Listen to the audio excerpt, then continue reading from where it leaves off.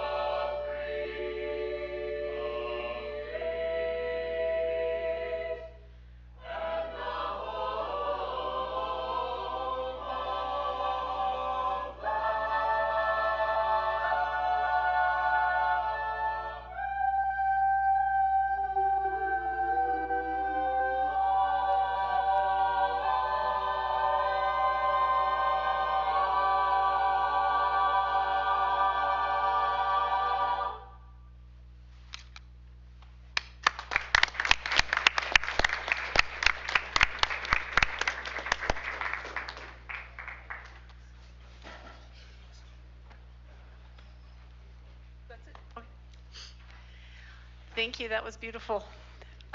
Next, we're going to have the Pledge of Allegiance, and we'll be led by Doug Finch, our Assistant Superintendent of Student Services. Thank you. More patriotism. If you'll please repeat after me.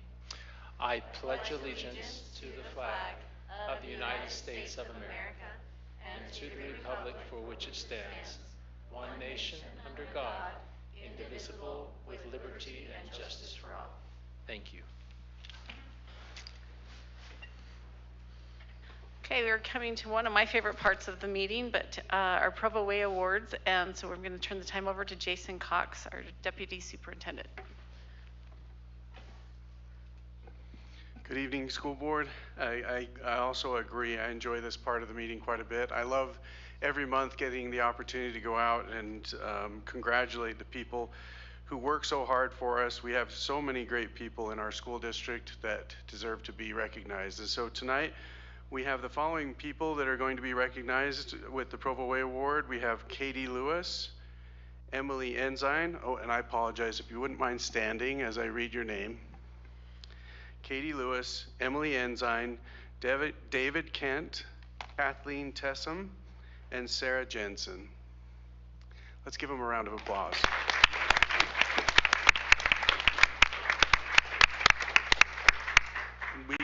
we've put our video together today, but we'd also like to give you as a board the opportunity to thank them individually. So after we watch the video, we'll have each of those people come up and start over here and give you the opportunity to thank them for the work they do.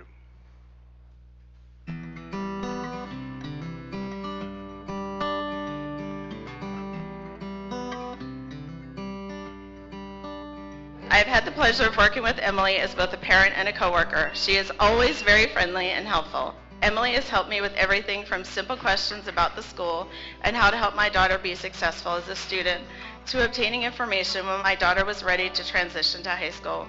She was also a pleasure to work with when my daughter was performing in the school musicals.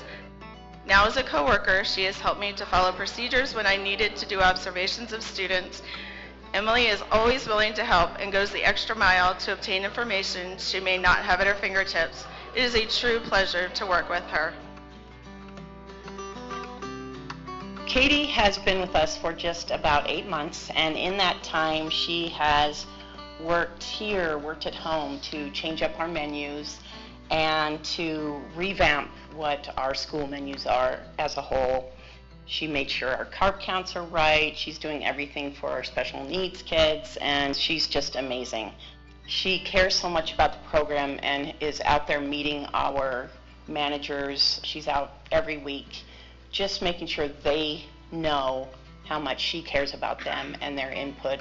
She has meetings with the managers constantly as we change menus, and she wants to get their input to know how it works in the kitchens, how they're making it, and how they're making the food taste good that she comes up with. She's a can-do person. It's been a hard few years with COVID, and she's a breath of fresh air. She's amazing. She deserves all the good stuff. Ms. Jensen is an exceptional advocate for students of diverse backgrounds and has a high standard of excellence for her students. She teaches in dual immersion and has a wide variety of Spanish proficiency levels in her classroom every day, but manages to give everyone a challenge and makes learning engaging for all. I've been so happy to work with her in this last few years and just really impressed by the care that she puts forth with her individual students, with learning their home languages, with their cultures, just with the way she fights for every student to be individually important in her classroom is really impressive and inspiring to me. She helps all of you to do better in Spanish. Yesterday I was in your class and we were reading that passage. She helps us to learn how to read better in Spanish, to be able to do math in Spanish, and she is fantastic. Coach T goes above and beyond to help our students. She is always coming up with fun and innovative ways to teach different skills to the students. She makes physical education achievable for all, even those who don't feel like they have any athletic ability. She is fun to interact with, and the students love going to her class. Students know she's a safe adult to turn to when they need help, and she is always looking for our students and making sure they feel included. She has given up her prep time on numerous occasions to host extra activities, including structured recess, basketball tournaments, choreographed dances, and more, for students to participate in when she can tell they need a little extra something to brighten up their day. She always puts the students first and goes way beyond what is asked of her to help out. The last several years, she has taken on organizing a field day for the whole school by herself, not because she was asked to, but because she wanted to do something for the students. Our school is a better place because of Coach T and what she brings to our students. We are all happier and healthier because we have her on our side. We love having her at our school, and she doesn't get enough credit for all that she does. I love Provo High, but as wonderful as the school is, there is always room for improvement. David has been the administrative voice, providing significant guidance on several new initiatives and policies. These include new guidelines for course recovery, a new tardy policy, and responding to teacher concerns about students. I appreciate the work he has put in to make Provo High a better school that encourages student achievement and accountability. Along with the hard work he has put in as a new assistant principal, David also does an amazing job of reaching out and working with students who are struggling in various aspects. The students respect him and recognize that David has their best interests at heart.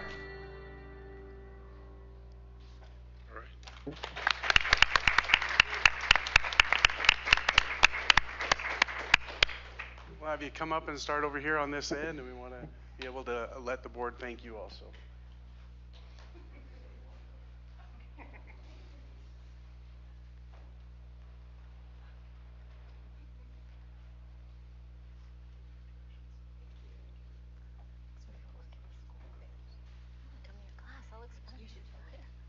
Congratulations. Thank you so much. Thanks again. PE skills there. Thanks so much. Good job. Thank you. Good job. Good job. Thank you.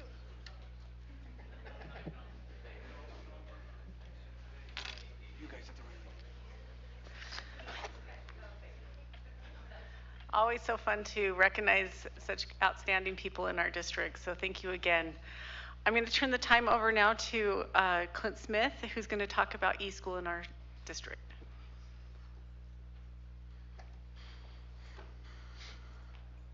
Good evening. Thank you, President Hall, Superintendent Rattel, board members. Thank you for this opportunity to give a little insight onto who we are as Provo eSchool. Appreciate the time we get this evening. So just kind of to start off, we kind of wanted to introduce ourselves, who we are. We are a fully accredited school, and the last accreditation that we received was this past year. The end of June, we were accredited for 6 years. And so right now, currently, we have about 69 K-8 students enrolled in eSchool, and we have 944 high school enrollments that we deal with as well in grades 9 through 12. We also work with students who have IEPs and 504s. It's kind of an interesting junction between us and the in-person school for IEPs. If a student is in eSchool and has an IEP, we work with the in-person school. So those students might receive their IEP services. We also write 504s and take care of those accommodations on a 504 plan if a student has that. We have our own community council, and we serve a diverse population, as you can see on the slide. So we have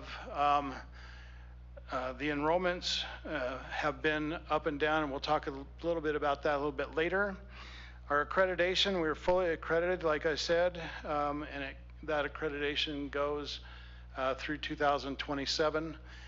It was a lot of work, but enjoyable work to work with my coordinator, Megan Dunnigan, and my secretary, Yasmin Jones, as well as our teachers and parents and students. We appreciated their help and their input as we went through the accreditation process. Talking about and go to the next slide, the transition away from grades 9 through 12 in eSchool.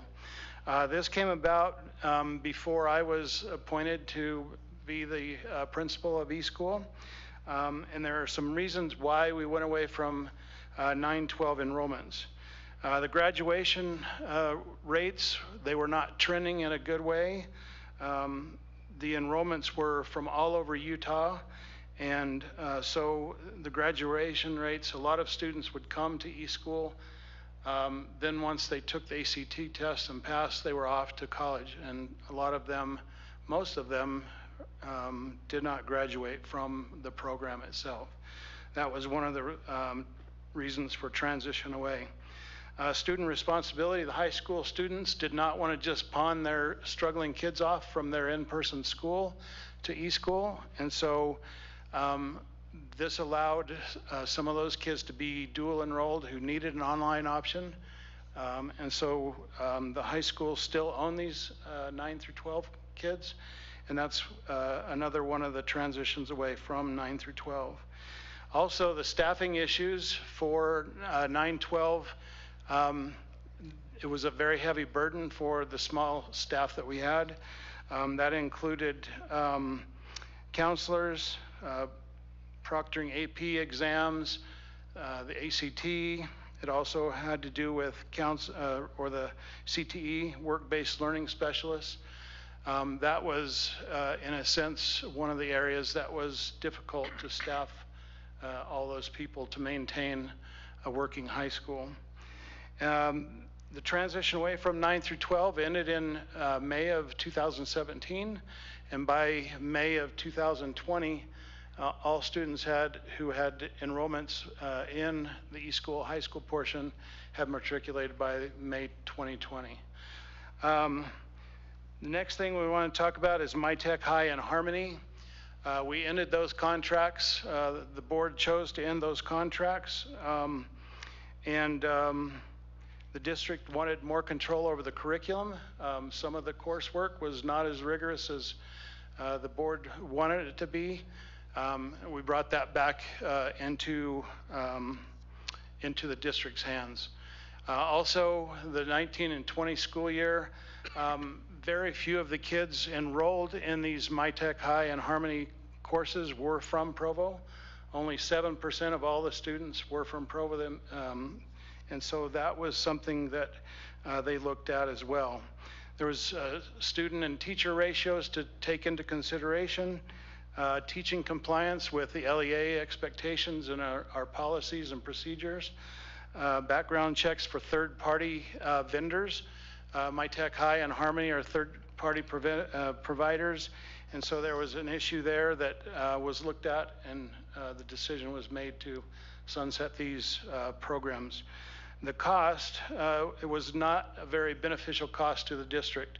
The WPU was taken, subtracted the direct cost rate to the Provo City School District, and then subtracted the cost to the third-party vendors, and each student only netted between $400 and $241 per student, and we know the WPU is much higher than that, and so there was a very high cost for that, and so January 2020, the board decided to sunset those contracts of MyTech High and Harmony. Clint, we know. Let me Yes. add Okay. that we were constantly getting audited, regular audits, which were painful and time-consuming, and we didn't have anything to hide. We were coming out clean on those, but it was an extra added burden to our staff. Yes. And so for the past 2 years, we have taken on BYU independent study for the 9 through 12 kids who want a dual enrollment with their in-person school. K-12 has been the curriculum for eSchool for a long period of time. And as you probably are aware of, the enrollment fluctuation when those programs went away, there used to be lots and lots of students in eSchool. And when those programs went away, that population or that enrollment fluctuated quite a bit. There's also been other enrollment trends. The COVID-19 pandemic, we saw the enrollment go back up somewhat for students who didn't feel safe in school or who were at risk. And so that was one of the trends. The higher numbers for K-12, hybrid option, let me see what, for our students in the K-8, the K-12 program is a hybrid option for those kids who either wanted to go full-time in eSchool or wanted to do a dual enrollment with their in-person school. So we're going into how eSchool helped during the pandemic. We wanted to talk a little bit about that. We had lots and lots of kids who either were at risk, their parents were at risk, and so a lot of those kids joined eSchool during the pandemic time. And so the numbers were up at that time. And also, as the enrollment increased, we were able to actually employ about 8 or 10 additional teachers from within the district. They had their in-person school positions held while they worked during the pandemic with us in eSchool. And so we had enough students to maintain those positions for 8 to 10 teachers besides the 2 that we currently have.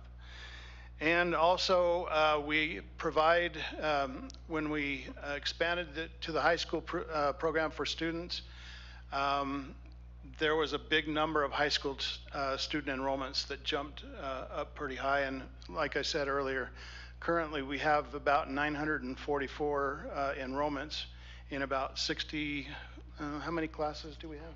65 courses that the high school students can take. And so talking about our strengths, we have a rigorous and online curriculum that's flexible for families who need flexibility. We are fully accredited, like we said. We have a summer school option for high school students that runs June and July. The most requested courses are included in our summer school. It's not a full summer school, but it gives students an option to get some credit during those 2 months of June and July.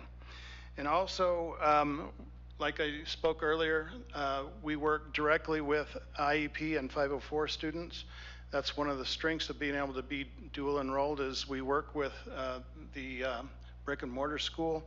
And then also we have several students this year whose parents are on the sabbatical leave and are all over the world. And so we're able to keep them on our e-school rolls and ensure that they stay enrolled and get the credits that they need as they're out of the country. So that's been a big plus for some of those families. And then areas of growth, things we need to be working on. One of the things with online school, I don't know how many people have taken an online course, but if you're not dedicated and you're not, if you don't have a set schedule to do that work, it can be very difficult. And so one of our challenges is to maintain engagement with all of the students that we have. I think during the pandemic, it got kind of, to be honest, eSchool kind of became a place to kind of hide out because they have a learning coach at home, which is the parents, or some other adult who helps them with their schoolwork. And the teachers, they check in with them and work with them as well.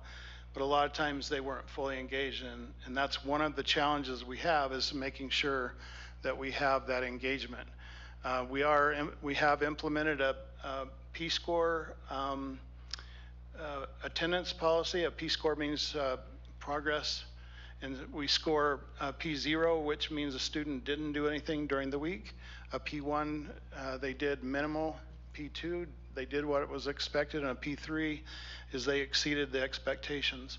And so we're tracking the P-scores, and if students are getting P0s, then we contact the parents and the student and let them know that because we are also following that 10-day drop, if students get 2 P0s in 2 consecutive weeks, then they're subject to that 10-day rule, that drop rule within the state. But before we just drop these students, we usually call or email the parents or both and talk with them and let them know what's happening with that progress. Also, our online or our ensuring online students, we have quite a few. Well, not this year. We don't have too many ESL students this year, but that's one of the challenges, trying to figure out how to meet the needs of ESL students. So our goal is to continue to provide programs that can be a practice for these students online, and we'll continue to work with our district ESL personnel as well as these programs. And then one of our big challenges also is to getting families to bring their online students into eSchool for in-person testing that's required by the state. That's Acadian's math testing at this time. It's also the RISE testing at the end of the year. We have a lot of parents currently that we contact quite often, and we do makeup days for students who missed. We're very rigorous in getting messages out to our students and their parents about the required testing far ahead of time and afterwards if they did not show up. And so eSchool is, I think it's a wonderful program for a lot of kids who need a different option. And we have a lot of good things going, and we hope to continue to move forward with good programs and good curriculum and the standards that our students deserve in the Provo City School District. So now, if you have any questions, I take questions at this time. I just have one question. Okay. You talked about how when we ended our contract that we had only 7% of those kids were Provo School District kids. Yeah. Now we have, I was looking back on here, it said you have 69 full-time K through 8 and 4 part-time, and then 944 high school. Are those all Provo students? In the K-8, not necessarily. Some of them, there's not a whole lot of them that are outside the district, but it's not a very high number that are from outside the district at this time for those 69. And all of the 944 high school enrollments are within the Provo City School District. And is that open for open enrollment? Can anybody come to our To the e-school? K-8 program within Utah, they can come to our program K-8. Yes. Through K through 8, but not high school. Not the high school program. That's correct. Yeah, so if they're open enrolled at a high school, they can take some of our online courses, but as far as kids living in St. George and taking our online high school courses, no, not at this time. All right, thank you. You're welcome. Yes?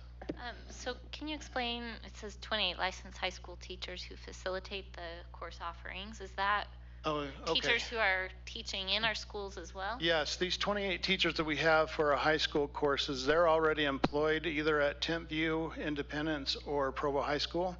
They're teaching that subject area. That they're also facilitating courses for these students in eSchool. And we have a stipend pay for them per student and per section that they get paid on top of their regular contract, but they are full-time teachers at their school and then take on that eSchool responsibility as well. And do we do anything to just check on how they're doing with, that's a lot of students between their physical students, their eSchool students. I'd hate for them to not be able to meet the needs of all their students. How do we evaluate that? And obviously that is one of the things, a lot of times that will come from word of mouth by parents or students on how the teachers are interacting. We did hold a meeting at the beginning of the year with these teachers in person. Normally we haven't met with them, but this year we decided to meet with them and give our expectations. And then we watch the trends on how much grading is done or not done, and then we remind them each week to do their P-scores because they do P-scores for these online high school students as well. And so obviously there's room for improvement to know exactly how they're doing, but with them being at their schools, we don't see them in person. And so we have to kind of rely upon our students and our families to kind of let us know, as well as they contact us quite often. We're in contact with the counselors quite often. They call and we directly work with them as well. And so that's kind of where we're at with that. Obviously, I see where you're going with your question. How do we know they're not just taking the stipend we give them and they're not doing anything? So obviously there are tests and there are assignments that have to be graded. We watch for that and the percentages that they do. When we get parents or students who say, I haven't heard from my teacher or they won't answer my email, that's when we get involved and say, we'd like to make sure that you facilitate a conversation with this student and their family so we can get their question answered. So. Other questions? Clint? How much do we spend on BYUI? When you figure, is it very expensive? So the way that our contract works with BYU Independent Study, it's a per student cost. So the student can have as many courses as they want, but we just pay per student. Per student. And it's last year it was $32 per student. I think it's the same this year, but right around that $32. Okay, so it's a lot better system than we had with the other two. Significantly cheaper. Yeah. But it's more effort on our teachers' part. Correct. So obviously the $32 per student, so if that student takes 6 courses, that breaks down to less than $6 per course, which the other programs were very, very expensive. And so. Yeah. I mean, we had the teacher cost on top of that, right? But Yeah. still a lot less. And do we consider the burden that a student places on the system who's in one of these schools, is it equal to a student who's in the classroom, or is it less? Yeah, we consider it less than in the way we divided up numbers. Last year we didn't put a cap on the number of students that we gave a teacher. This year we did. They can't have any more than 100 students in an effort to make sure that they could handle their course load. And the way that these courses are set up through BYU Independent Study is there's a lot more independent study that the student does. And so the teacher provides support, grades, answers questions, those kinds of things, but isn't actively like in front of a camera teaching. Okay. All of that's already on the course that we purchased from BYU. Okay, thank you. Clint, question, just in round numbers, ballpark figures, what percentage of your high school students are doing credit makeup or replacement, and what percentage are doing new credit? 70-30? I would probably say I would say 60-40, somewhere in there. Okay. There's a lot of kids who take credit recovery courses. And if, so credit recovery is if a student fails their original credit course, they can take a credit recovery course and get credit for that. It's a pass-fail and not a letter grade, but I think it's generally around 60-40 this year. And it's a great way to keep kids on track for graduation. Yeah. Thank you. Any other questions? Thank you, board. Appreciate your time. Thank you so much. All right, we've come to the portion of our public input. If you would like to address the board, over on my right, your left, is a form that needs to be filled out. And then if you'd hand it to our secretary, Bonnie, she will hand it to us and we'll call you up to the microphone and you'll have 3 minutes to address the board. And if you would state your name and where you're from, that would be helpful. So far I've got one person, Milan, and I'm sorry if I butchered this, Milan Nicolai Venegas.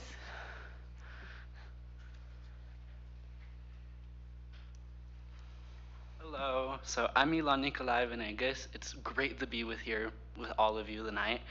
And I just wanted to bring up the idea and like conversation, just opening up a conversation for having a student representative on the school board.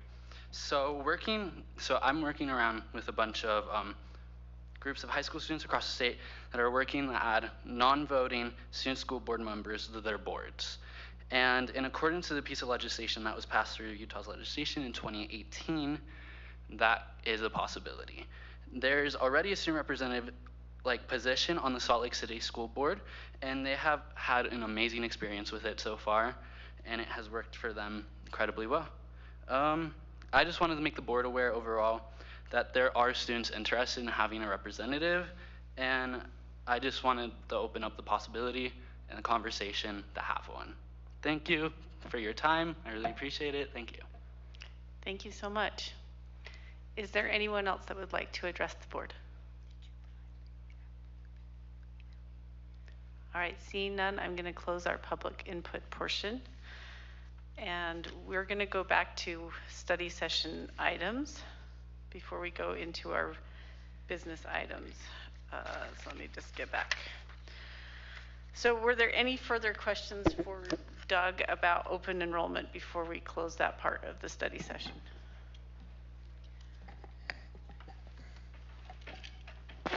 Do we have a number of how many students are at Timpview for sports in the open enrollment? I don't know that we have a way of tracking the purpose that for which someone attends a school. I think we would have that for something like dual language immersion, because there's a combined choice application for someone who doesn't live in the neighborhood that's also part of the application to be admitted into DLI when they're first graders. When we look at anyone else who's coming for a variety of reasons, and it really doesn't need to be a qualifying reason, open enrollment policy right now in statute is written just that it really is intended to be, frankly, the parent's choice. I mean, that's just, it's one of those parent rights and education things that people are really adamant for, and we try and implement with that sort of a feature, that unless there's a capacity issue, which you're talking about tonight, or a prevalence issue of we don't have the resources in special design programs like special education and so forth to have staff enough to help you there. Otherwise, short of, again, someone coming with maybe a severe behavior concern, the school's pretty open to them. So this decision really is open for any reason that someone would walk in the door. So short answer to your question, we don't track this in any way, short of having to now go do the person by person asking, why did you go to a certain school? Was it for athletic reasons? We haven't gathered that data till now. Okay, and this is probably for the board as much as it is for you. I'd love to take a look at that just because well, and maybe it's too late because Timpview is we're already rebuilding Timpview. I don't think we should be building schools with the capacity, extra capacity, or a capacity that's above and beyond what the school would need if we, like, my concern is we have a lot of students, and I could be completely wrong, that are there for sports. We shouldn't be building buildings. We shouldn't be budgeting for sports programs as our number one priority, in my opinion. So I don't know if that's for another time, and Nate can debate me after. It's a good point, Gina, because again, if you just talk about the programs along, say, the east side of Provo City, and the inclusion they have of what would maybe call draw or interest programs, we can just go right down the bench and say Canyon Crest, its enrollment is essentially lifted a little bit, maybe up to 1/4 of its enrollment, based on the idea of students are choosing to go to that school for Spanish. And you could say the same about Edgemont. You could go down the road and say the same about something like Wasatch. So when we offer that program offering to someone who doesn't live in the neighborhood, we've offered it from not just first grade through sixth grade. We've offered it through the continuation of the matriculation through senior. So there, again, like you say, when you talk about the idea of, is it just neighborhood kids who come to buildings that we've built, we've kind of crossed that boundary already with programs such as these curriculum programs such as dual language immersion, where someone's there and plans on taking the AP Chinese exam at Timpview High School someday. We've committed to support them all the way through, just as an example. But that's a great point. And do we have the number of, do we know the number of people who, I think it was on that list, but I don't want to refer back to it because I'm lazy. Do we know the number of people who choiced into Timpview as opposed to Provo High? It's fairly comparable. There's different reasons people choose one school over the other. I think the interest that was there about, maybe it's a sports program one place, it could be a band or a fine arts program or drama program. It could be, for instance, one school has ballroom dance, the other doesn't, as an example, right? I think there's people who've got a niche interest and find themselves wanting to go to one school or another. It's not part of this report, but I can probably look it up in another report I've got here. Yeah, what is that, like, percentage? I mean, are we talking about? Okay, it's not, my secretary didn't include it on this draft. I think it was in the report from last year. Exactly. And yeah. I remember seeing that number. So yeah, and again, it's not like a huge number. It's what, like, yeah, it's not that big of a number. And the thing that you get when you look at the number based on, say, it's just associated with the high school, is a lot of these kids made that choice to get into that system really early, right? We have some people who move during the senior year or the junior year, high school age, but we have a lot of kids who make these decisions back in elementary school and junior high, and they develop friends and associations where they just want to continue to graduate with their cohort group. So the numbers look like they might not be much at the high school level, but I can tell you, just because we have 3 different feeder programs for dual language immersion, that would be a significant number of people who end up at Timpview High School who maybe originally weren't in a boundary to do so, as an example. I guess just a follow-up question with this, do we see a lot of kids who've opted into our schools staying, or do we see a lot of them coming and then deciding to go back out? Yeah, there's probably a few examples. I mean, all you do is have to watch some of these programs where maybe they'll want to be in the fall there to participate in a certain program, and then later on the year retreat back to maybe their neighborhood. That does occur as probably an anomaly. I know that it happens in my neighborhood. I live in another district in another town, and I remember watching a kid play basketball or football for our school, then went over to the neighboring school and won the state championship in baseball in the same year. And you're like, what's going on? So that kind of stuff around some interest programs like athletics can occur, but it's very much the anomaly. I think typically when people come, they've come for a reason that's either a fresh start, an opportunity to be in a program, they've got family in the area, and it just makes a need for everything from daycare to transportation to all those sorts of things. There's so many reasons people apply to us on a daily basis for open enrollment. On the general, people stay. They try and find a place where they can be successful and have their educational and extracurricular goals met. Jennifer. All right, so my question comes from, I first want to say I struggled to leave open enrollment just for sports as well. Right. But then as I was thinking about it, I struggled to close it this year when we left it open or close it for next year when we've left it open this year, and next year all the construction and all of that at some point will be less. So are there numbers, the numbers you're bringing with us today, are they far different from when you brought numbers to us a year ago and we did leave it open? Are we looking at about the same kind of numbers?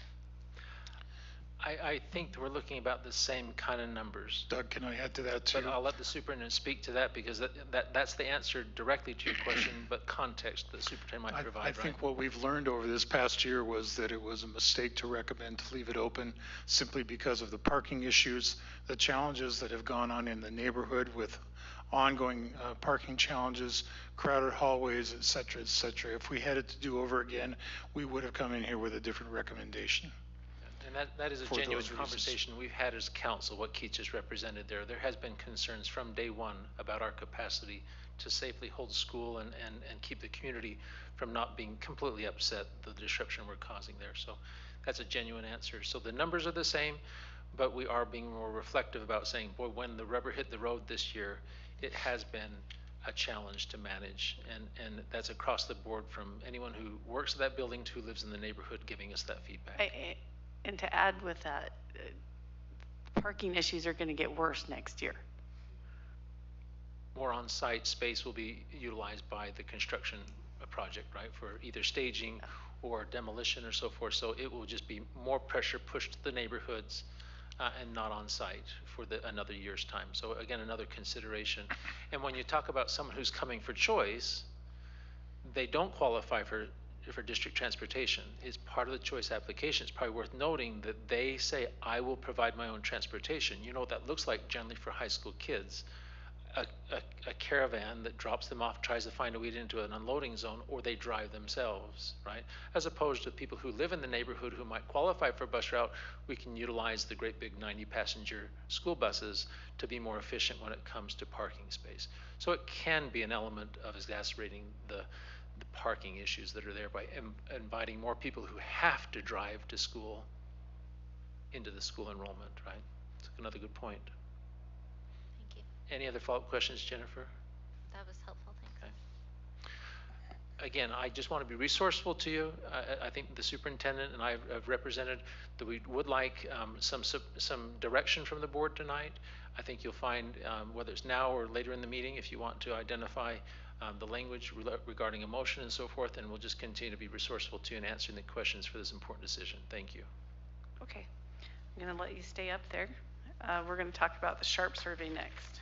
Okay, this one again has been an interesting conversation to watch. When we met about a month ago, I gave you a lot of background information on what the SHARP survey was, so I won't go and recover that ground again.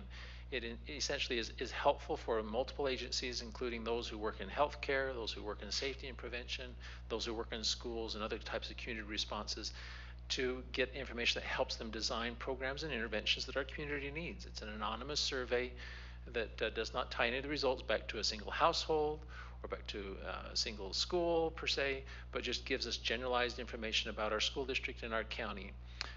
There's a very much a strictly maintained opt-out.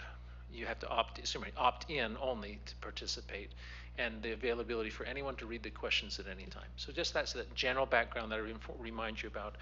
The school board met on October 6th, which was just last Thursday, and again, we were hopeful they might give us some direction, but again, after 2.5 hours of wrestling with this, you can see the summary in the board documents that really, they just kind of kicked things around when they didn't have necessarily a consensus to feel like they could take a vote. But I think that the end of that summary initial paragraph, I want to point out, the work group does not feel like they have enough information or expertise to give feedback at this time. So they are looking at any recommendation changes being effective for the 2025 administration of the survey. So I think that kind of is tipping its hand that we're kind of more on our own as a school district to elect as do we want to participate or not. They have it scheduled for November's board meeting again, but I wouldn't hold my breath that we're going to get a specific direction from them, because I think they're showing us they're just going to continue to work and study this. It is a local LEA's discretion as to whether they want to participate in the 2023, which begins like say January, February of next year, in administering it in our schools. And that again is in the even number grades, 6, 8, 10, and 12, I think, are the 4 grade levels that we offer that survey to get that sample data. One thing I'll just offer to you, the superintendent I visited earlier today about, there is an option for us as a school district in making this decision to assemble a committee who might look at the questions at length and identify before we administer this, and we need to be sensitive to a timeline for getting this handled. We could look to exclude any questions we wanted to if we felt like we wanted to move forward. I don't know that it would be easy for us to probably add questions or significantly change a question, but we could say we just don't want to include this question or these questions in our administration of the SHARP survey in our school district this year. That's something that we could exercise as a right as a school district, but we'd probably need to get moving on that rather than just continuing to wait for direction from USBE. So if you'd like to move in that direction, I want to give me direction or the superintendent direction to assemble that sort of a working group. I'm happy to facilitate that within the next couple of weeks, and I think it'd be helpful to include people who work, say, in student services and the mental health and also health services industries, as well as anyone from the board members who feel like they've got some input and say to participate. As an alternative to forming a committee, board members are certainly welcome to come in and have a look at the survey questions that Doug has now in his office. So I have a question about this. Is there any, I know the USBE didn't really give us any guidelines, really direction on this, but is there any school districts that have said we're not participating in it? Not that we've heard. I think everyone's kind of in this decision-making mode right now. But again, I think that the administration takes place at the beginning of the new calendar year. So people are going to be in the spot of making this decision over the next couple of weeks and months. You know, colleagues of the superintendent or of your own with school boards associations might be able to engage in a conversation to compare notes on this, but I have not heard anything. Okay.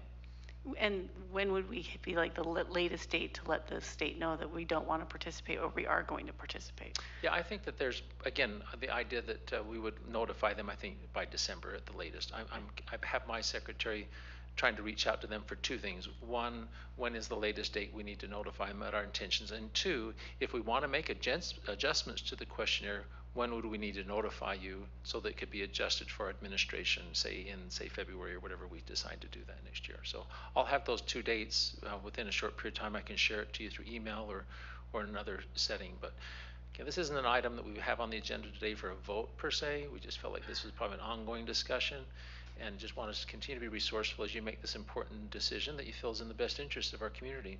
We do utilize that data in many ways. There's a lot of organizations that do, but again, I want to be thoughtful about how the community feels about its participation at this point. I just want to clarify that I've looked at the issue, but I just want to clarify that we are not doing the survey so that we can take the students' data and sell it or use it for other purposes. Nice confirmation. Yes, Gina, we would not do that in any way, shape, or form. Now, the information is collected by the Utah Health Department, and it's again a 20-year well-vetted and thorough process by which it's carefully calibrated and that data is kept secure. Again, it's all anonymous data, and anyone who essentially kind of throws off and plays around in the survey, they have ways of indicating through quality control and other metrics to just throw out that entry. So there's a lot of work that's been done over 2 decades to make sure that this is 1, secure, but 2, pretty reliable data. Pretty sure we do not have a signature or a name section on that survey, so I don't think that there's a way for us to be able to tell who is taking what. Thanks. Thanks for the question, Gina. Okay. Thank you so much for your time. Thank you.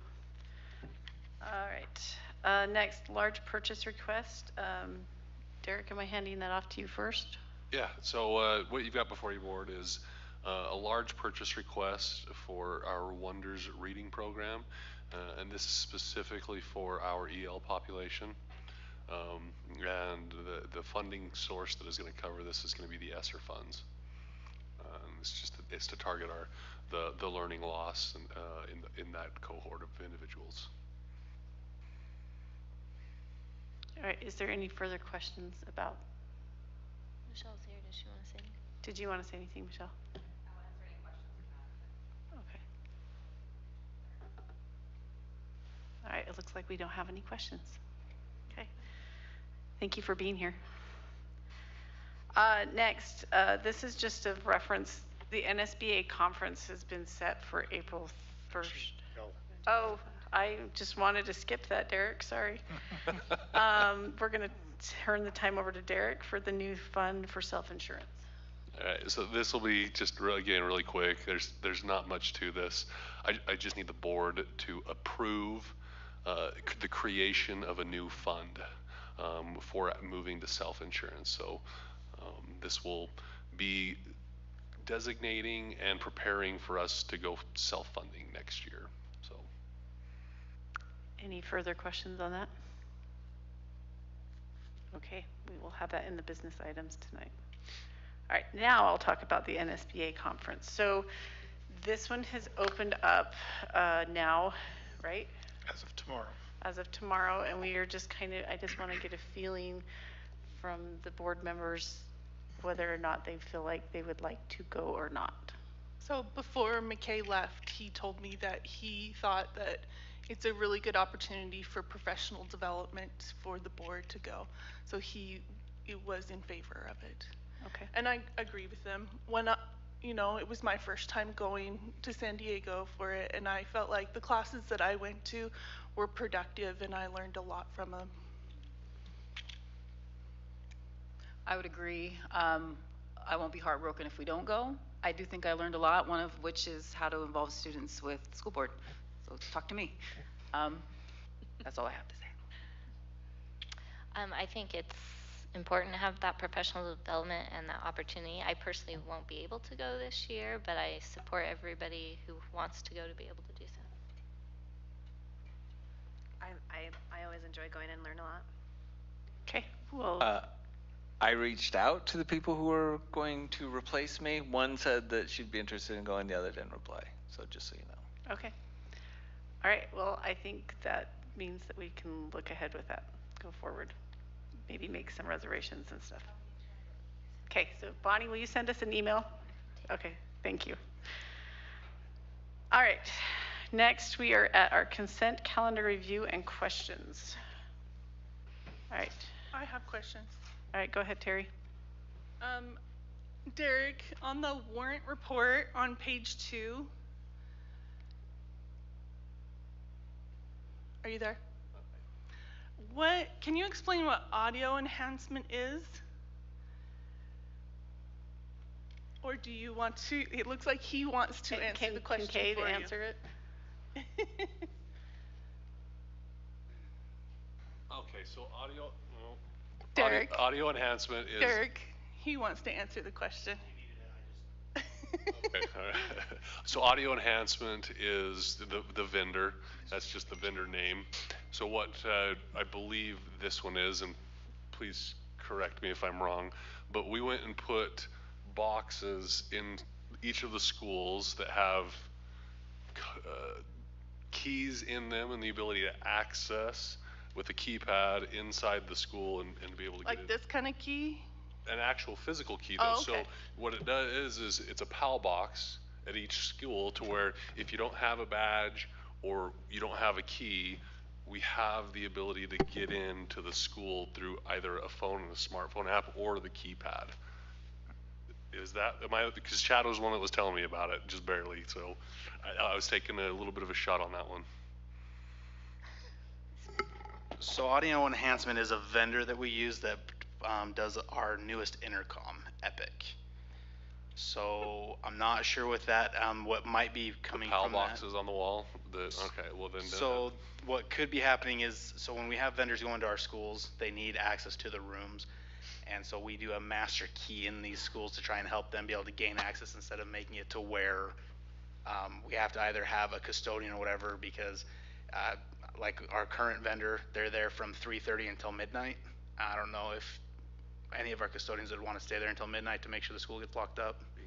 So one of the things that we talked about was to have a key in that location that we can then kind of issue out to the vendors so that they can gain access, but they have to check it out and check it back in so that we have that security. Okay. And then on the executive summary on page 15. Very last page. Are you? Oh. The last PDF page is 15. I think this is the last page. Are there only 5 schools that have portables, or are there only 5 schools that were paying for portables? So some portables we own 100% outright. Like at Westridge, right? Some of them we're leasing, and we pay every month a lease payment. And so that's why there's some of them that we're showing we're paying and other ones that we don't. The other thing is we have started getting rid of some portables that we're saying, hey, there's not a need here, and since we're leasing some of them, let's offload the lease ones and we keep the purchased ones. Yeah, like Timpview's only planning on having it for this school year, right? Correct. Okay. Thank you. Yep. Okay, is there any other further questions about the consent calendar?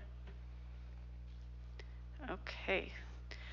All right, upcoming Google Calendar items. Let me just get to my computer.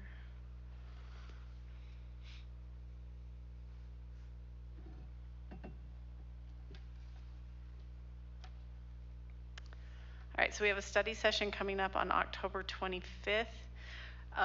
Actually, this is a question I did have for Bonnie or Keith. Next week we're meeting about, do we need to do a public notice on that we're meeting it? And so you're taking care of that? Okay, that was just one of the things so we are meeting next Wednesday. And Rebecca, everybody's set with their times and everything? Okay, remember to get your questions to Rebecca. Study session on October 25th at 7:30 a.m. And I promise to have the review of council ideas on there, number 1. So then PTA President's meeting on October 25th, PTA Executive Committee meeting on November 8th, study session on November 8th, and again, PTA Presidents and Principals are November 15th, and then Thanksgiving break. And then the other one we're missing is we have fall break coming up this Thursday, Friday through and next Monday. It's on here. Oh, is it? Oh, I just couldn't, I was looking. I didn't see all of mine, sorry. I have one item to add as Go well. ahead. So some of you know that Governor Cox was going to be at Timpview earlier this month. He canceled that, and it was postponed to Monday, October 24th from 10:45 to 11:45. And the only reason I raise this is if any board members are intending to attend that, would probably need to let Timpview know, because as you know, parking up there is a challenge. So that, again, is Monday, October 24th from 10:45 to 11:45 if you were to choose to attend. I know nothing about the purpose of this visit. I think they've just been randomly choosing schools to go to. I'm so glad they chose a school that's under construction. If we're interested in that, would we let you know and then you'd Momi work or with- let? Probably let Bonnie know, and then we'll let the school know. Okay. Okay. All right. I think we're done with our study session items, so we can go back to our business items now. All right, approve LEA specific educator licenses. Jason Cox, do you want to speak a little bit about that?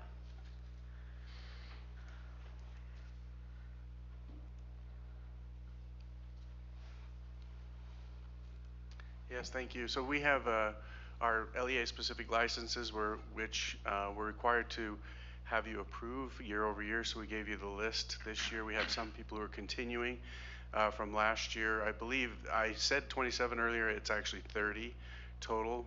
The numbering with fun Google documents or pages have where you have a header and then it starts on 2, so I apologize. I was off on a couple of those, but so we have those 30 people who are working for us currently that we will appeal to the state. We need to have that information to them, and board approval is needed for those people who are on an LEA specific license. To add a little context to this, and to show the specialized nature of this, I believe only seven of those individuals are elementary and the rest are secondary. Yeah. Okay, is there a motion on this? I move that we approve the LEA specific licenses as presented in study session. All right, motion made by Board Member Bryson. Is there a second? I'll second. Second by Board Member Hales. Is there any further comment or on this? All right, seeing none, all those in favor indicate with aye. Aye. All right, the motion passes unanimously.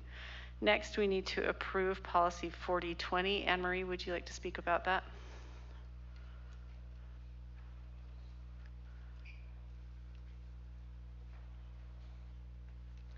This is a revision to existing policy on curriculum adoption. It has a few minor changes to language in our procedures and processes. The primary change is the addition of new law from the state this year talking about the research support required for K-3 reading materials.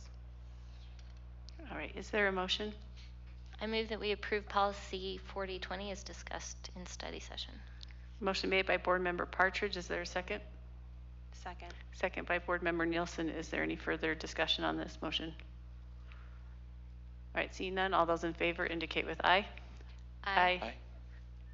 The motion passes unanimously. Next, Doug, do you want to speak about open enrollment? The third time.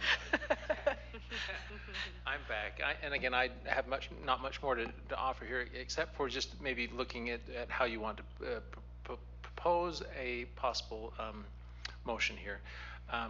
Again, we feel like all of our traditional 18 schools, as we look ahead to next year's projections, that we have space based on the capacity of the buildings for teaching locations for regular education.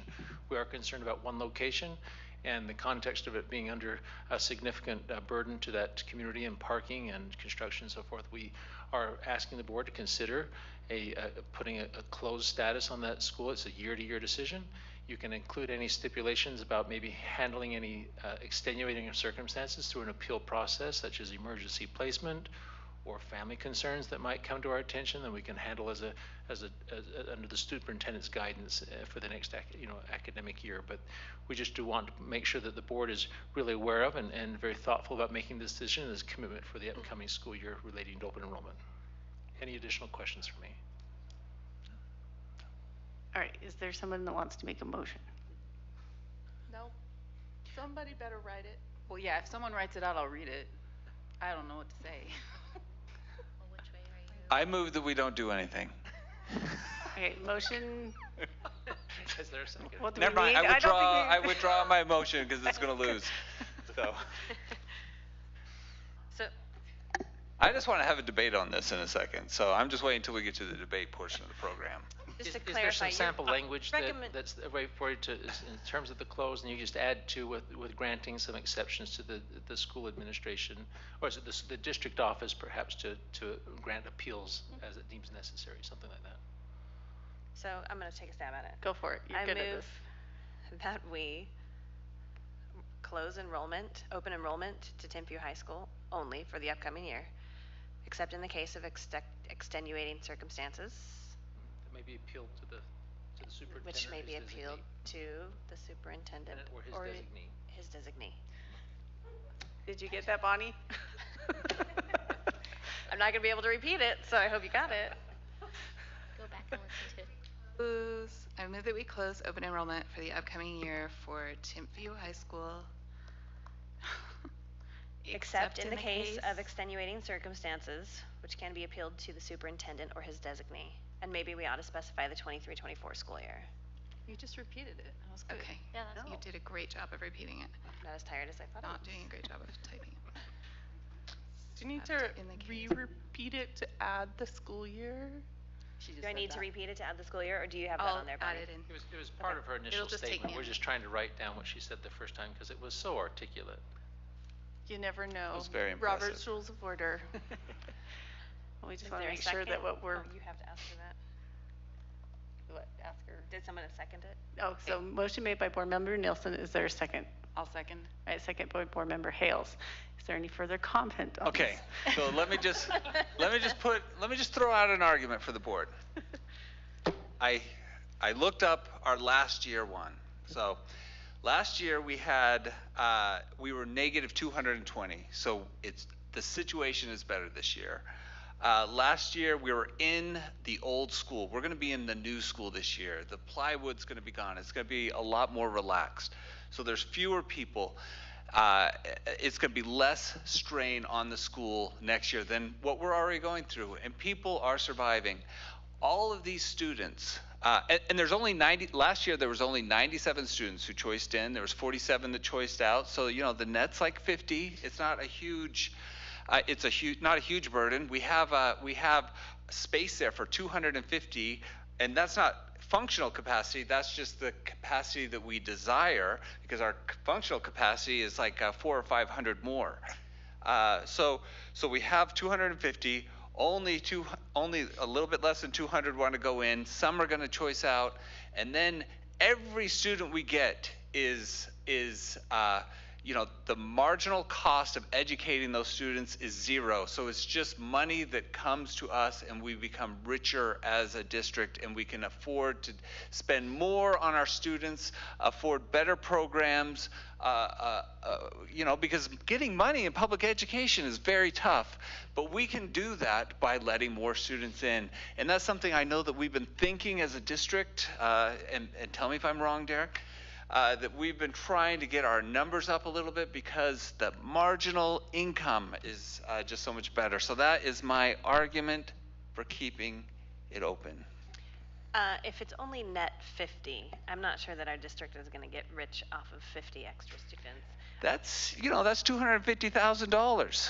That goes a long way. That's 4 teachers. I do also, though, want to remind everyone about the parking situation, which will be worse, which will is terrible. Not be better. Yes. It's terrible now. It'll just be a little bit more terrible. And that Keith is. I can't refer them back to you, though, at that point. They park at your house? Hey, give him his address. Of all the board, I'm driving by that school every day, and now they got those new guards that are just stopping everything and letting the kids just go willy nilly like a Shinjuku station. It is okay. Can I ask for clarification from Keith? And I will try to answer it. It sounded like you were recommending that we close enrollment to Timpview. Can you clarify and be specific on that? I am, for the reasons noted, due to construction and all of its impacts, I'm asking the board to close enrollment to Timpview for next year. Thank you. I've been overruled before. No further questions. Gina? I just want to clarify that I think there needs to be a broader discussion about some of the other things I brought up earlier, but my vote tonight will be based on just on the next year school year without any consideration of athletics. Okay, is there any further discussion on this? No. Okay. All right, all those in favor indicate with aye. Aye. Any opposed? Oh, I'll vote no. I'll support Nate. Thank you, Terry. All right, so the vote was 4-2. The motion passes. All right, next we need to approve a large purchase request. Derek, do you want to take that? Yep, so what you have before you is the large purchase request for our reading initiative. It's the Wonders program. This is for our EL population. This is being purchased with ESSER funds, so it's not asking for a budgeting increase or anything. And so, we believe this will help us target the learning loss in that population. Okay, is there a motion?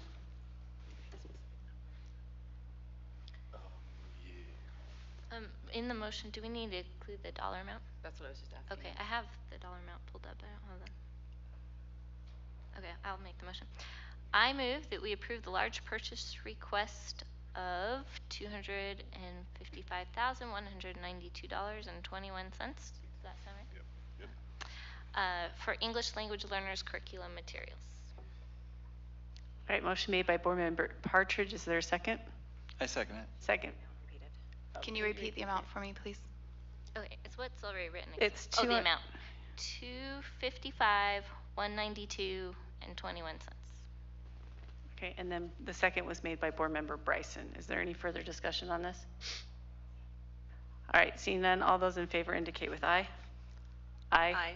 Any opposed? All right, the motion passes unanimously.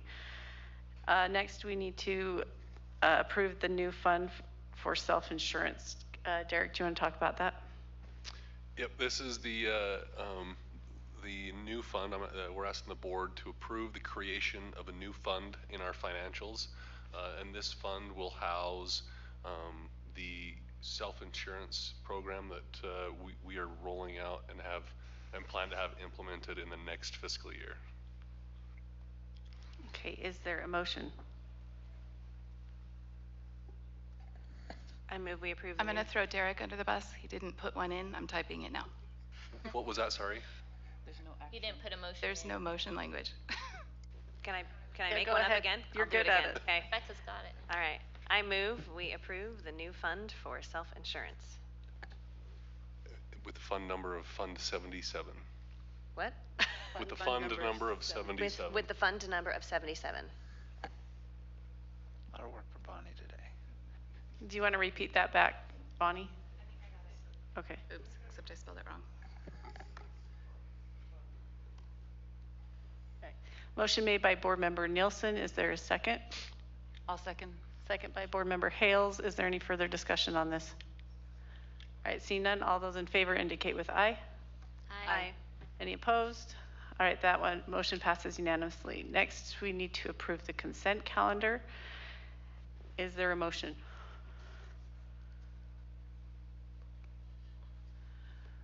I move we approve the consent calendar. Motion made by Board Member Hales. Is there a second? I second it. Second by Board Member Bryson. Is there any further discussion on the motion? All right, seeing none, all those in favor indicate with aye. Aye.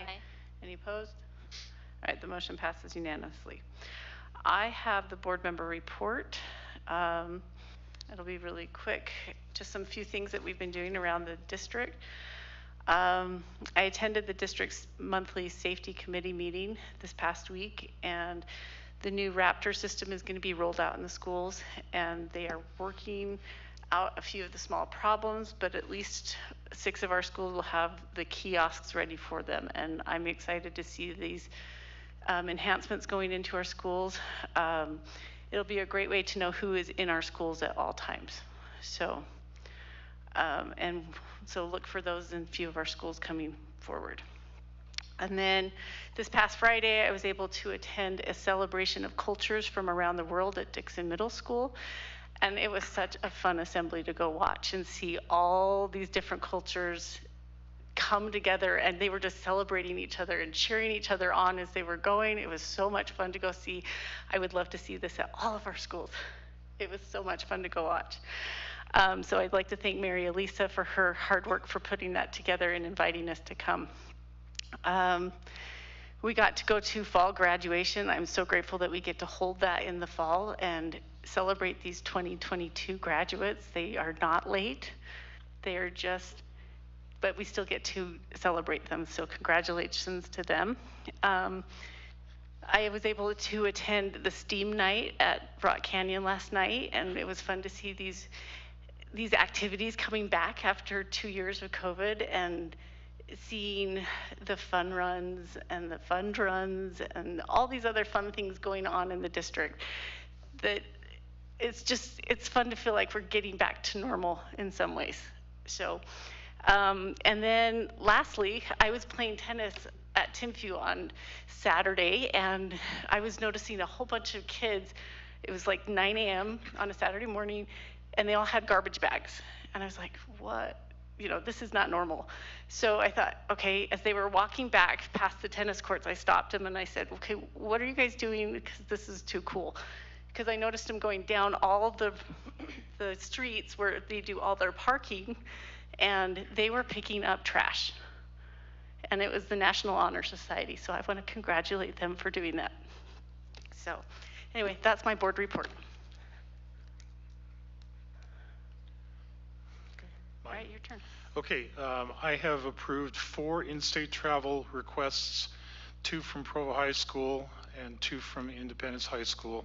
And so those are noted on the table in board docs for you. I also wanted to thank Ron Twitchell for a really interesting presentation and a positive presentation about our school grades. And for those of you who are not able to view that, you may want to check on YouTube and follow along. It's good news for Provo School District. Not perfect, but definitely an improvement over where we've been. And so that feels good. And kudos to Ron for his presentation.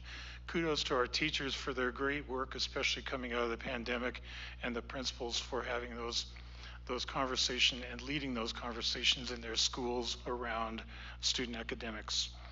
I also wanted to thank BYU for their donation of the old Provo High stadium and field for Timpview to host what will be one of their rare home football games tomorrow night.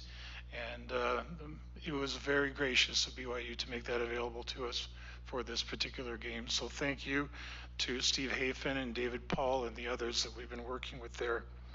And then finally, I just want to wish everybody a happy fall break. As school gets out tomorrow, we will be all enjoying a few days of no regular school, especially to any students in the room. You might enjoy that too. And that's my report. Thank you. All right, well, we've come to the end of our agenda. Thank you for attending. And is there a motion to adjourn? So moved. Thank you.